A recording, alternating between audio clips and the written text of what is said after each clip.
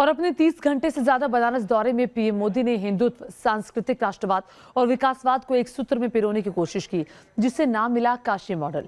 जिस तरह 2014 की चुनावी छाया में गुजरात मॉडल का दाव हिट रहा, उसी तरह काशी मॉडल को धार देने का दाव है। यही वजह है कि विपक्ष के हमले भी अब तेज हो गए हैं।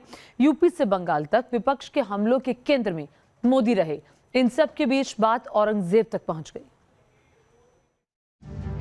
हमारी सभ्यता के ये प्राचीन शहर पूरे विश्व को दिशा दिखा सकते हैं। बजट बह गया लेकिन कोई नदी साफ नहीं हुई, तो इससे पूरे भारत के विकास का रोड मैप भी बन जाता है। जैसे जैसे यूपी का चुनाव करीब आ रहा है, सियासी बयानबाजी और एक दूसरे पर वार पलटवार का भी सिलसिला तेज हो गया है।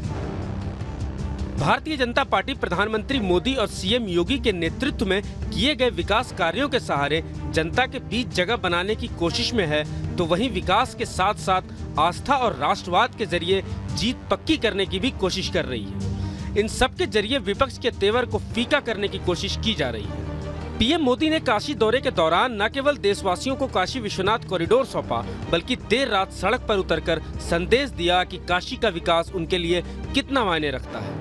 साथ ही बीजेपी शासित सभी राज्यों के मुख्यमंत्री को भी 2022 का मंत्र दिया। रुद्राक्ष कन्वेंशन सेंटर हो या बुनकरों कारीगरों के लिए चलाए जा रहे प्रोग्राम, आज काशी के कौशल को नई ताकत मिल रही है।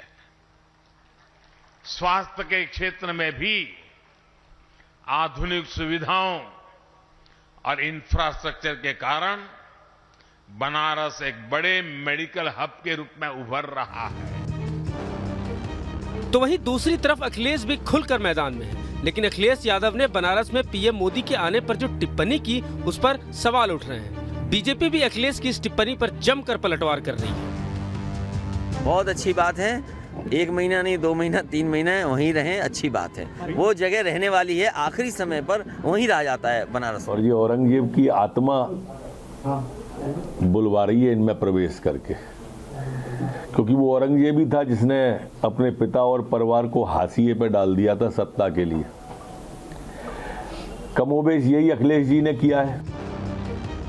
पीएम मोदी के कामयाब काशी दौरे से समाजवादी पार्टी ही नहीं, बल्कि बाकी विपक्षी दलों की भी नींद उड़ी हुई है। यही वजह है कि केवल अखिलेश ही नहीं, बल्कि काशी दौरे के बाद पीएम मोदी राहुल गांधी और ममता बनर्जी के भी निशाने पर है। गंगा में कोई भी स्नान कर दे, वो टीवी पे नहीं आ सकता, मगर अकेले प्रधानमंत्री गंगा में स्नान करेंगे, पूरा हिंदुस्तान देखेगा, पूरा हिंदुस्तान देखेगा। चुनाव आते हैं तो गंगा में डूब जाते हैं, और कभी भी जब लोगों ने मरता है वही मां गंगा में बसा देते हैं। अगले कुछ दिनों में यूपी में चुनाव के तारीखों का ऐलान हो जाएगा, जिसके बाद इस तरह की जुबानी जंग और तेज होने की संभावना है। लेकिन देखना दिलचस्प होगा कि विकासवाद, राष्ट्रवाद, जिन्ना और औरंगजेब के बाद अब सियासी दल चुनाव में जीत के लिए और किन मुद्दों को केंद्र में रखने की कोशिश करेंगे। Team news nation.